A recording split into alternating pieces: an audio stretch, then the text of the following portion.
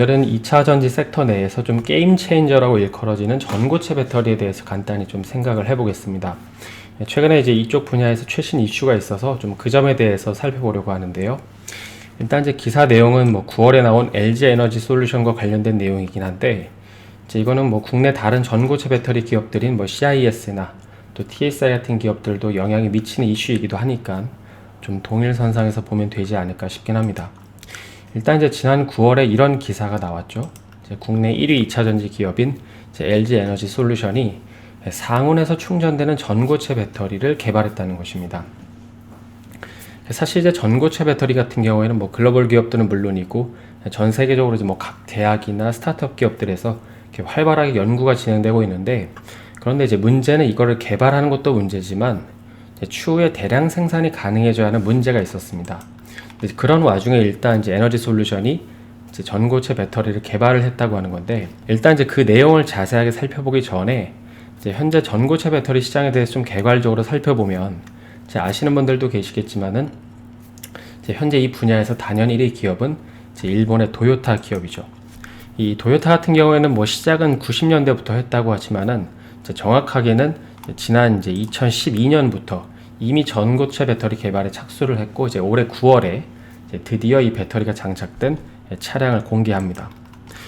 이번에 이제 사실 공개한 차량도 그렇지만은 이 현재 도요타가 대단한 이유는 이 전고체 배터리 차를 세계 최초로 공개한 것도 있지만은 이제 그보다 이제 배터리 특허 건수를 보면 이제 압도적으로 많이 가지고 있기 때문입니다.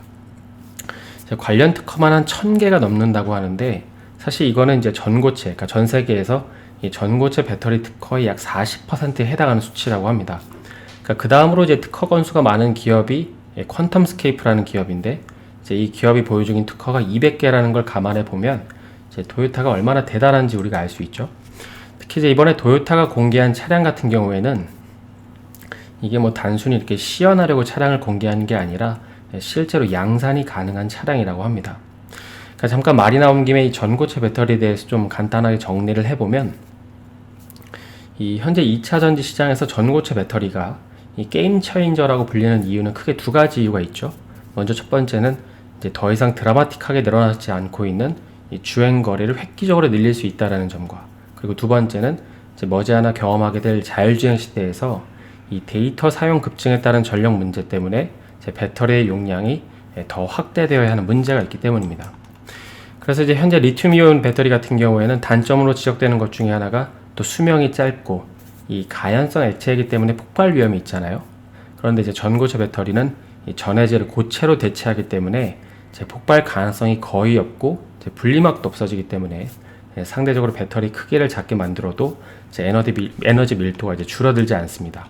그래서 이제 이런 이유로 현재 전고체 배터리를 게임 체인저라고 하는 건데요. 근데 이제 이런 점들 때문에 한동안 국내 시장에서도 이 전고체 배터리가 인기가 있었던 거고 각광을 받았던 건데, 하지만 사실 전고체 배터리도 문제가 없는 건 아닙니다.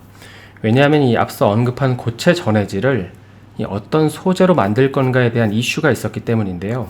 약간 이제 구체적으로 말씀을 드리면, 이 고체 전해질 같은 경우에 이제 그동안 후보 물질군으로는 황화물, 산화물, 이제 고분자 이런 것들이 있었는데, 그런데 이제 이번에 도요타를 보니까 이 황화물계 전고체 배터리를 개발한 것 같습니다.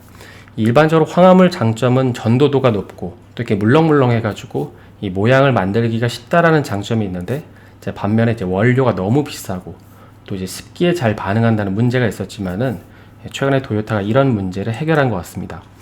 그래서 이제 이번에 도요타가 발표한 이 배터리를 보면 일단 15분 만에 완충이 된다고 하죠. 그리고 10분 만에 이 80% 충전이 가능하다고 합니다. 뿐만 아니라 더 놀라운 거는 이 50만 킬로미터까지 주행을 하더라도 이 충전 성능이 이제 유지된다는 건데요. 요즘에는 이제 관리만 잘하면 사실 20만 킬로미터 탄 자동차는 아직도 쌩쌩하다고 얘기를 하잖아요. 그런데 이 배터리를 장착하면 무려 50만까지 커버가 가능하다고 합니다.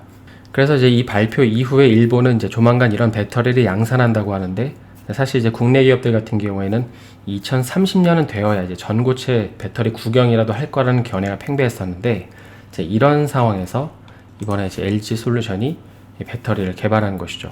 물론 이제 양산까지 가는 건 좀 더 다른 문제이긴 한데, 이번에 내놓은 배터리만 놓고 보면 시장에서는 획기적이다라는 반응입니다. 이번에 이제 LG에너지 솔루션이 발표한 기술을 보면 여기 이제 기사에서도 나와 있지만 크게 세 가지 특징이 있는데요.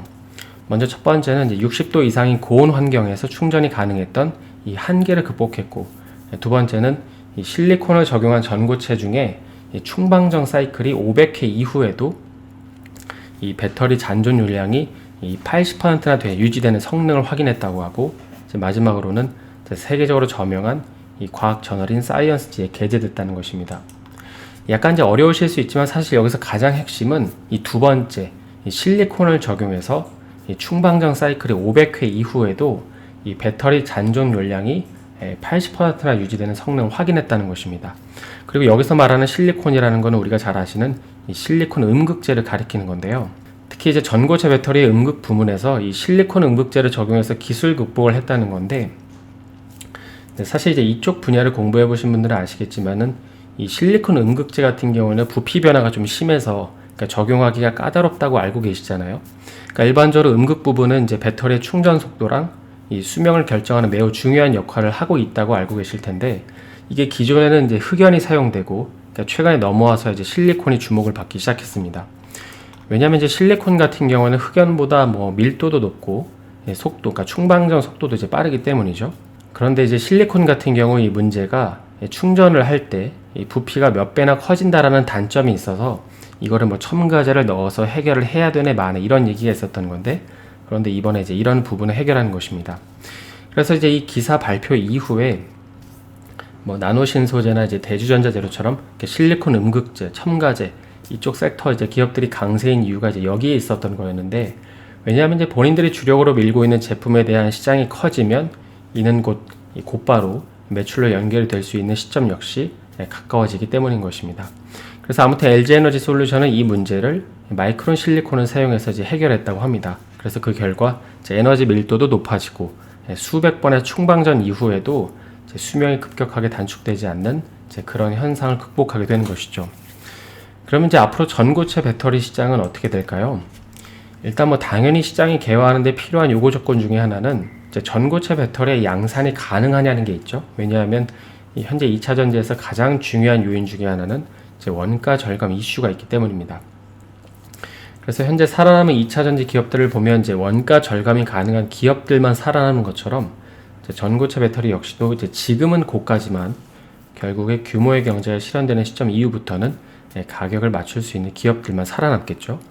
그런데 이제 전고체 배터리 같은 경우에는 이게 약간 일반 리튬 이온 배터리랑 좀 다른 것 중에 하나는 이 사용처를 보면 자동차에만 사용되는 게 아니라 전고체 같은 경우는 뭐 항공이나 로봇 같은 곳에서도 이제 사용이 될 거라고 하는 만큼, 그러니까 이쪽 산업을 조금 이제 좋게 보고 여유를 두고 투자하시는 분들이라면 자동차 시장 너머의 사용처까지 좀 리서치를 한번 해보시면 어떨까 싶긴 합니다. 그래서 오늘은 전고체 배터리가 어쩌면 우리가 예상하는 것보다 조금 더 빠르게 다가올 수도 있다는 점에 대해서 좀 살펴봤는데요. 제 남은 하루 마감 잘 하시고 저는 내일 다시 인사드리겠습니다. 오늘 영상이 도움이 되셨다면 좋아요와 구독 부탁드립니다.